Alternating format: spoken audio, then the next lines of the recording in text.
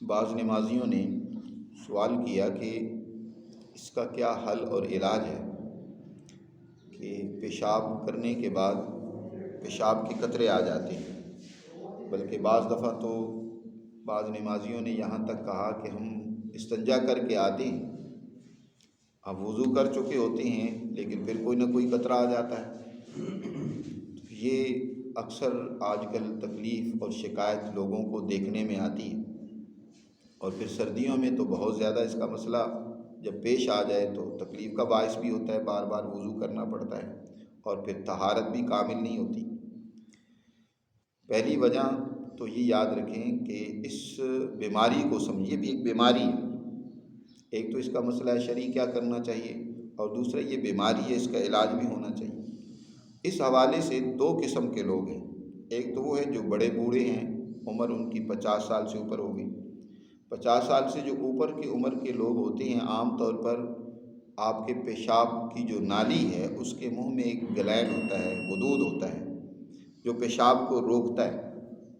وہ غدود، prostate gland اس کو کہا جاتا ہے، وہ پھول جاتا ہے، وہ بڑھ جاتا ہے، اور اس کی طاقت پیشاب کو روکنے کی کمزور ہو جاتی ہے۔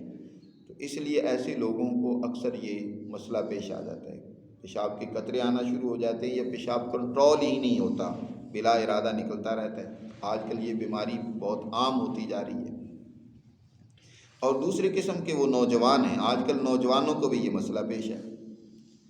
بوڑھے کے تو اعضاء کمزور ہو رہی ہیں، جس کے یہ عضو بھی کمزور ہو گیا، یعنی وہ اس کا پروسٹیٹ گلینڈ بھی کمزور ہو گیا۔ نوجوانوں کو بھی یہ مسئلہ اس لیے پیش آ رہا ہے کہ آج کل نوجوان اپنی جوانی کی اور اپنے اعضاء کی حفاظت نہیں کرتے۔ ہمارا سوشل میڈیا، ہمارا ماحول ہمارے نوجوانوں کو گمراہ کر رہا ہے۔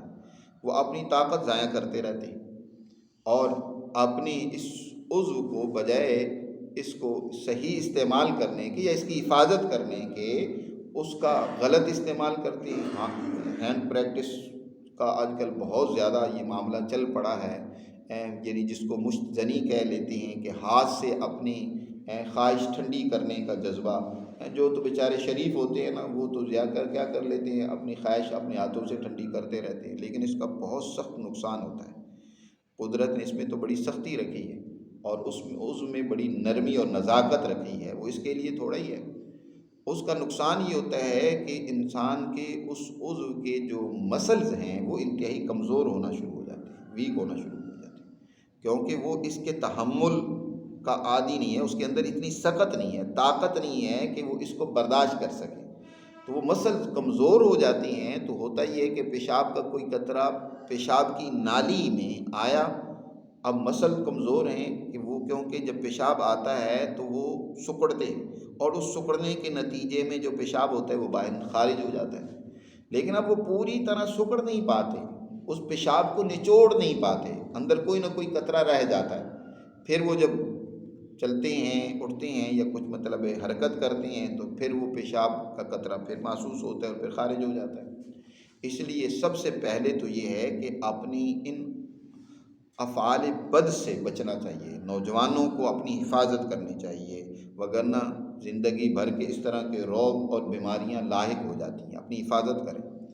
لیکن اگر کسی نے غلطی کر لی ہے اور اپنا نقصان کر لی ہے تو ازالہ ہے، جیسے کہ آج کے درس میں بھی ہم نے پڑھا ہے کہ اگر کسی نے غلطی کی ہے تو توبہ کا راستہ موجود ہے، الا الذین تابوا، جنہوں نے توبہ کی ہے، اپنے آپ کو سنوار لیا، درست کر لیا، من بعد ذالک واصلحوا، اور اپنی اصلاح کر لیا، اپنے آپ کو سنوار لیا، بیماری کا علاج کر لیا انہوں نے مثلا، پھر یقیناً اللہ تعالیٰ معاف کر دیتا ہے اور اسے بحال ہو جاتی ہے۔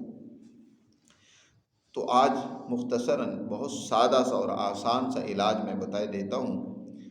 3 چیزیں آپ نے لینی ہیں۔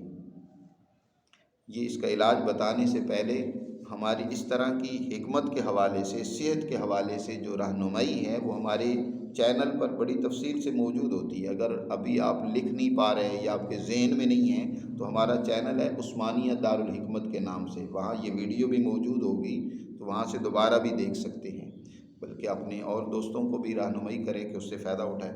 ہم دوستوں کی رہنمائی کے لیے یقیناً اپنی ویڈیو بنا کر ڈالتے رہتے ہیں تاکہ باقی لوگوں کو بھی فائدہ ہو۔ تو 3 چیزیں لے لینی ہیں۔ ایک گندک آملہ سار، کوئی مہنگی نہیں ہے، سادہ سی ہے چیز، اتنی مہنگی نہیں ہے، 500 کی کلو مل جاتی ہے۔ آپ نے 500 کی کلو نہیں لینی، 100 گرام لے لیں گندک آملہ سار۔ اور دوسری چیز ہے اجوین خراسانی۔ اجوین ایک دیسی ہوتی ہے جو عام استعمال میں آتی ہے، ایک اجوین خراسانی کہلاتی ہے، تو آپ نے اجوین خراسانی لینی ہے، وہ بھی 100 گرام لے لیں۔ اور تیسری چیز لینی ہے آپ نے کلمی شورا۔ یہ تینوں چیزیں پنساری سے آپ کو مل جائیں گی، تینوں برابر وزن لینی ہے، 100 گرام مثلا لے لیں اور ان کا باریک صفوف بنا لیں۔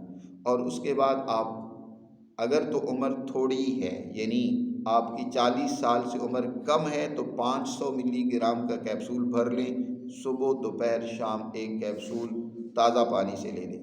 اور اگر 40 سال سے عمر زیادہ ہے تو پھر 1000 ملی گرام کا کیپسول بھر کر آپ اسی طرح صبح دوپہر شام استعمال کریں۔ انشاءاللہ چند دن کے استعمال سے اللہ نے چاہا تو اس بیماری سے آپ کو چھٹکارا مل جائے گا۔ دعاؤں میں یاد رکھیں۔